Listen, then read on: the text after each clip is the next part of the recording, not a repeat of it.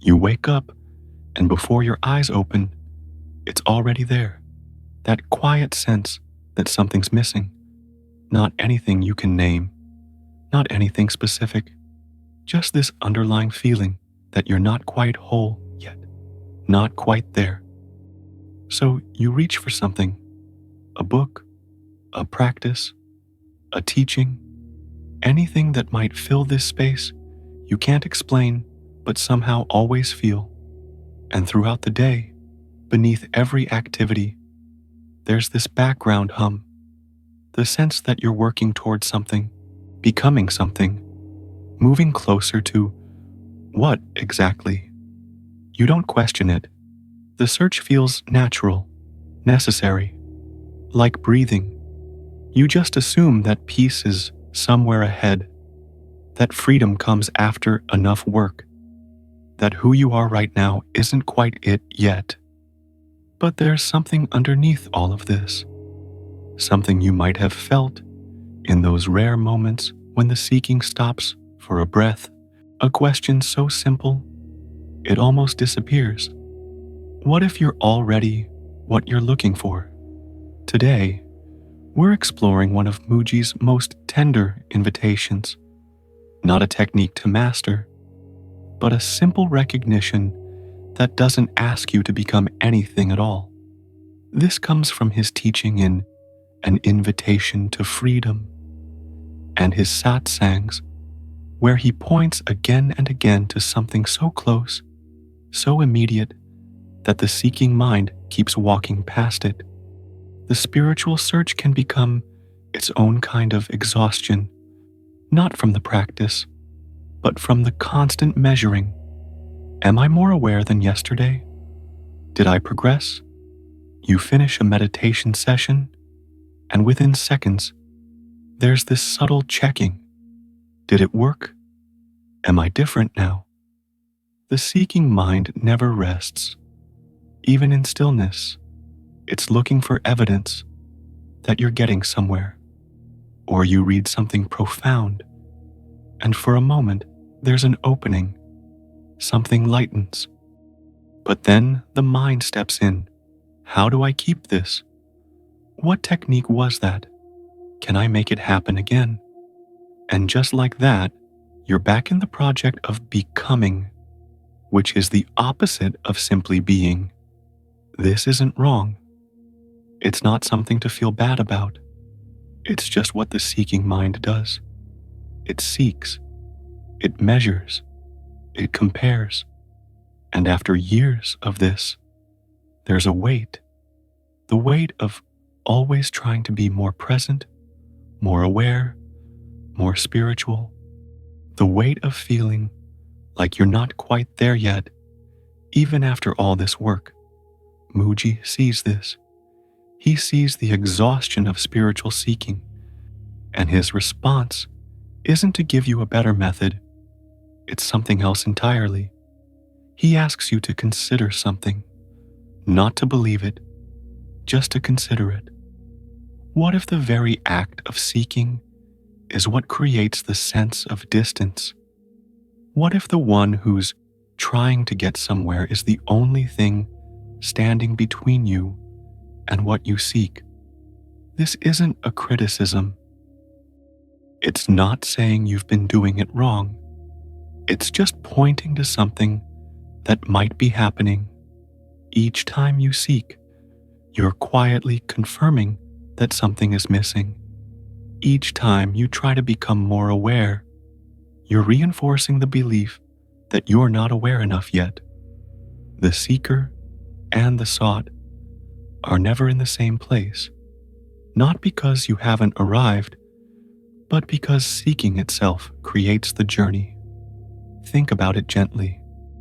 Right now, before you do anything, before you try to be present or spiritual or aware, there's already a sense of being here. Simple, undeniable, just this fact of existence. You don't create it. You don't earn it. It's just here. But the mind says, yes, but that's not special enough. That's not the awakening I'm looking for. I need something more. And there it is. the seeking continuing, the sense that this, right here, isn't quite it. Mooji's invitation is radical in its simplicity. He says, leave your mind outside as a recognition of what's already here when you stop carrying everything. Leave your ideas about yourself, your spiritual resume, your inner work accomplishments, your progress reports, everything you think you know. Just for a moment, let it all fall away. And what remains is disarmingly simple, not through any achievement, not after years of practice, just by stopping, by emptying, there's already this sense of being, undeniable, immediate, before any thought about it. He calls it the heart recognizing itself. Mooji says, you give permission for your mind to govern you. The mind seems to have power, but you're the one giving power to it. The mind seems to have power, but it's borrowed power. Power you keep giving it every time you believe its central story. You're not there yet. You need more time, more practice, more understanding. But he asks you to look directly, not to think about it, but to feel it. This sense of being that's here right now, before any thought about it. Can it be lacking anything? Can it need something it doesn't have? Can it be incomplete? Or is the sense of lack only a thought, a belief that arises, that you've been listening to for so long, you took it as truth? He's not asking you to change anything. He's not asking you to fix anything. He's just asking you to notice what's already here when you're not trying to get somewhere else. Empty your mind of everything and feel who you are, not feel for who you are, as if you're searching for something lost. Feel who you are, the being that's already here, the awareness that's never been absent. What if awareness is already here? What if it's never been absent, and only the story of seeking made it seem distant? The one you think you are, the seeker, the meditator, the spiritual person, is that separate from awareness? Or is it another arising within awareness? Another movement, like a thought or a feeling, appearing and disappearing in what remains. Mooji asks gently, can the being be disturbed? Can it suffer?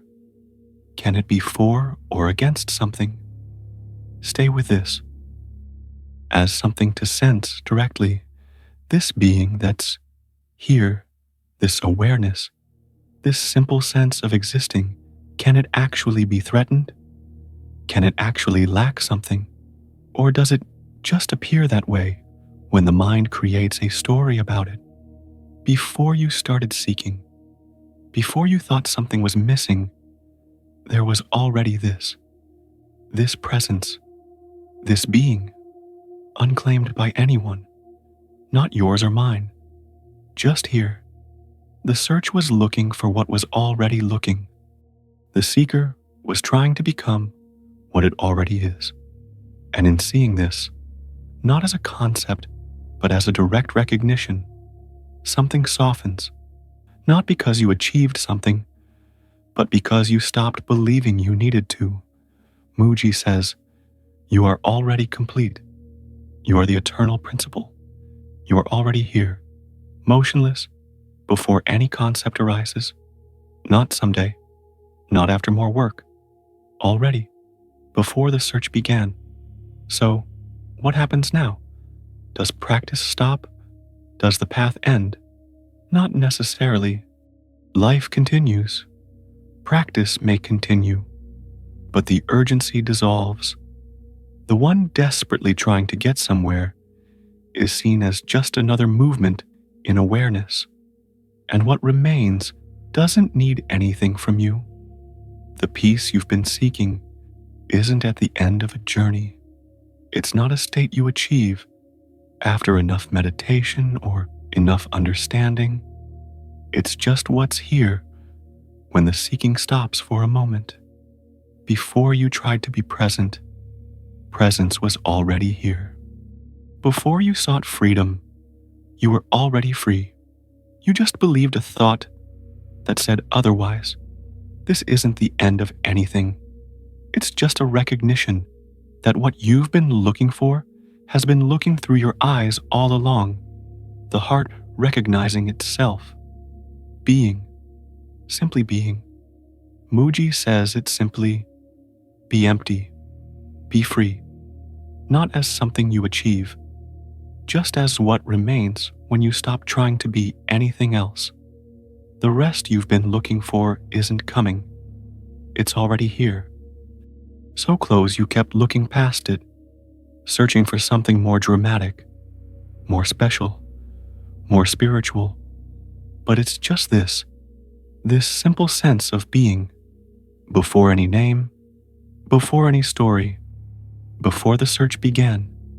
If this touches something quiet in you, stay with us. We explore these recognitions with other masters, each pointing to the same silence in their own way, not to collect teachings, but to let them dissolve what's in the way. The peace isn't coming.